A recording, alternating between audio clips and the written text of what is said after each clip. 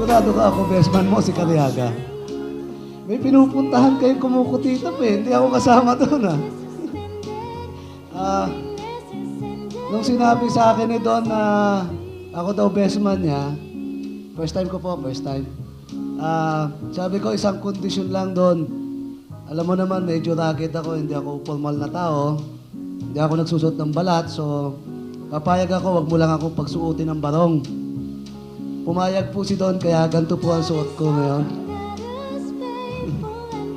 Nakaugalian na po na kasi namin, pagka-birthday ni Don, ginigreet namin siya ng happy birthday, have a good life. Di ba, Jun? Gustong gusto po niya yung good life. Ayaw po niya na basta lang long life.